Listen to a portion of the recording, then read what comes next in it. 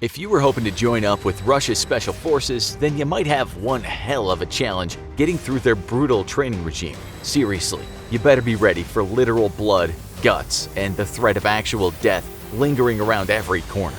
The physical and mental requirements to join up with the Spetsnaz are said to be extremely high, so only the best of the best make it into the Russian military special forces units, and the rest are left bloodied and broken. In fact, it's widely believed that this training is some of the toughest, if not the toughest, in the entire world.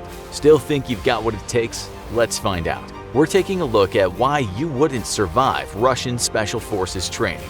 The training one has to go through in order to become part of the Spetsnaz, the common expression for all Russian special forces groups, can only be completed after a hopeful recruit has already undergone the basic level of military training required of a standard soldier. It also involves inflicting a lot of pain, and we mean a lot. Think the worst pain you've ever felt, and add a sergeant named Dmitri kicking you in the groin with a steel-toed combat boot. If you were hoping to join a Spetsnaz unit, you better not be the sort of person who cries when you stub your toe or get a paper cut. For one, the Spetsnaz training regimen includes completing an assault course. Sounds easy, right? Anyone can get through an assault course. A little mud never hurt anyone, right? Well, you might start thinking twice about taking your turn when the instructors start shooting at you with live ammo. And if you thought that was as bad as it gets, maybe you'll fare better in the martial arts classes that are also required to make the cut. After all, that's all done on comfy foam mats to break your fall, so you wouldn't possibly get hurt doing those.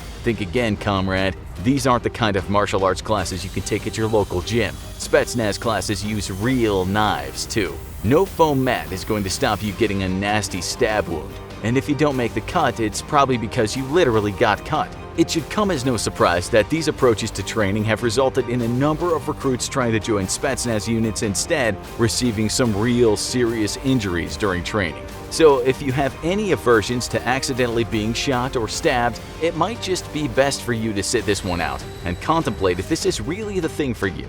Maybe a job at a local artisanal coffee shop would be a little more your speed. No members of the Russian military will try to shoot or stab you there, unless you really mess up their order.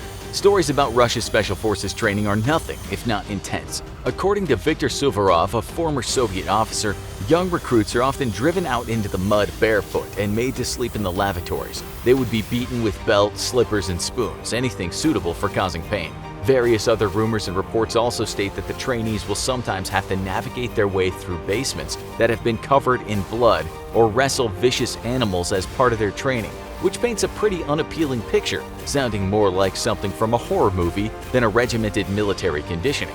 We're not sure how many vicious animals or blood-filled basements your average Russian Special Forces soldiers will encounter on their job, and we'll go into more detail about these particular techniques soon, but processes like these are all about desensitizing the potential applicant to violence, fear, and disgust, typically to make them a better killer. Oh, and speaking of killing, another skill supposedly taught to recruits hoping to join Spetsnaz units is the ability to kill their enemies with a shovel. Not quite the kind you would use in your backyard. Every Russian soldier is issued a small implement called a saperka, which is designed to be used for digging trenches. Unless you're training to join the Spetsnaz, of course, where you'd be encouraged to use this small shovel as a close-range combat weapon, or even to throw it with enough force and precision to kill an enemy combatant. See, it's not just for pulling weeds. There are also a number of reports and photos of Spetsnaz trainees having to fight dogs, including rumors that the recruits will sometimes be locked in a windowless room alone with an angered and sometimes rabid dog.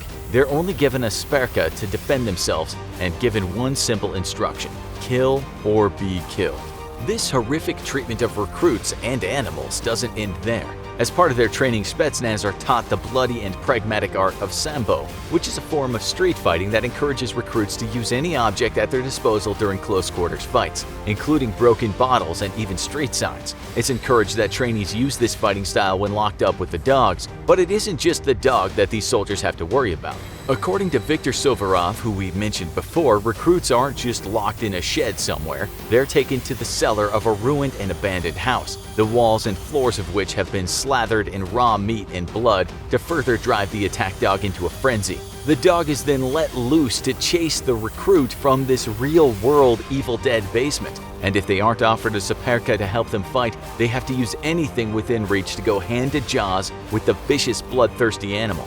We'd be willing to wager that there's no dog sitter anywhere in the world that's tough enough to deal with something like that. The primary goal of the Spetsnaz training is to push each recruit to their maximum threshold, both physically and mentally, and then drive them even further. Trainees are taught to develop their skills in infiltration in order to prepare them to undertake some of the more secretive operation that the Spetsnaz undertakes. That's right, it's not all bloody basements and Saperka tossing. Recruits are given classes in foreign languages and learn about the cultures of other nations, alongside techniques that enable them to kill a target in complete silence. Parachuting, including HALO, which stands for High Altitude Low Opening, also forms part of the training regimen, as well as outdoor exercises that allow recruits to learn the necessary skills to survive for long periods of time in harsh environments. Think the sort of thing Bear Grylls is known for and then turn it up to 11. Additionally, Naval Spetsnaz hopefuls are taught an even wider array of specialized skills, much like the British Special Boat Service and US Navy SEALs. Any recruit hoping to join the Naval Spetsnaz units are required to be proficient in scuba diving and are also shown how to use underwater explosives and weapons, methods of storming a beach when attacking from the shore, how to get inside a submarine, and how to perform in close-range combat while swimming. This is all done to prepare future Spetsnaz soldiers for elite missions. According to the Russian Ministry of Defense, Spetsnaz units are deployed when an operation calls for methods and ways of fighting not characteristic of conventional forces. This can include reconnaissance and sabotage missions, counter-terrorism operations, and a wide array of other missions, many of which are kept highly secretive by the Russian military.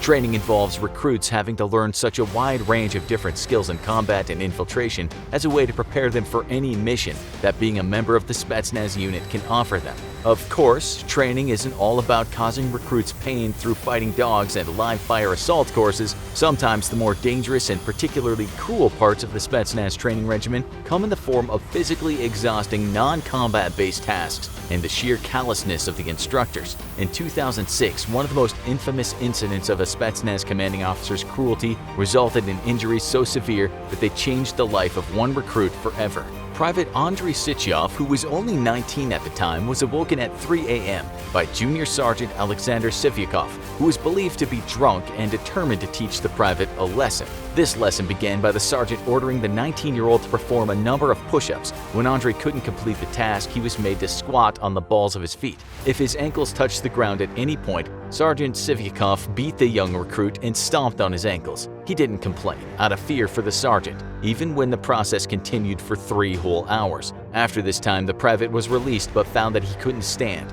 and within a few days, Andrei couldn't even get out of bed. Things only got worse for Andrei Sychyov from there. Rushed to the hospital as a result of severe and painful swelling in his legs, which were now black and blue, the young private still told no one what had been done to him, even when he was told by doctors that both legs were gangrenous due to him being denied medical attention for 3 days. They had no idea what had caused the young man's injuries. It wasn't due to a horrific accident or even a combat drill gone awry. The severity of Andrei's injuries came as a result of the torture that Sergeant Sivyakov had inflicted on him. Unfortunately, surgeons were then forced to amputate both of Andrei's legs as well as his genitals. Almost everything below the waist was infected.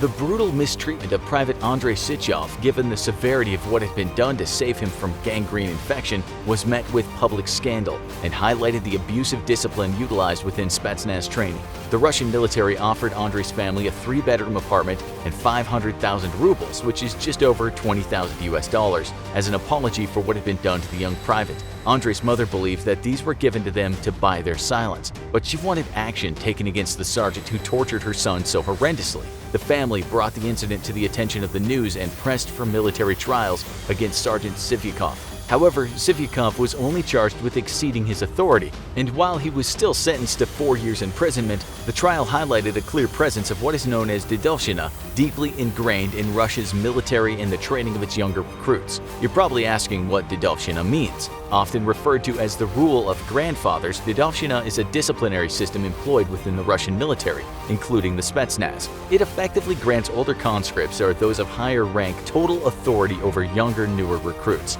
This is understandably why Andrei Sytchov was afraid to complain about being made to squat, as Sergeant Sivyakov was entirely in charge and abused the power he was given over the young private. The case of Andrei Sytchov wasn't an isolated incident either. According to the Russian military's own numbers, which are suspected to be lower than the actual figures, 16 soldiers were killed by Dedovshchina-related incidents the year before what was done to Andrei, and a further 276 committed suicide in 2005. Some reports have suggested some deaths that were labeled as suicides or accidents may have even been additional Dedovshchina cases that were covered up to avoid attention. What this tells us is that as tough and physically demanding as the training is to join the Spetsnaz, it may be made all the worse when said training is conducted under a system that allows senior conscripts to abuse, torture, and in the case of Andrei Sytchov, even mutilate the young trainees. The hardest part of the training regimen, arguably, might not be the training itself, but the people running it. Fighting rabid dogs in bloody basements, committing murder with shovels, performing rigorous tests of physical endurance, intellect, and willpower,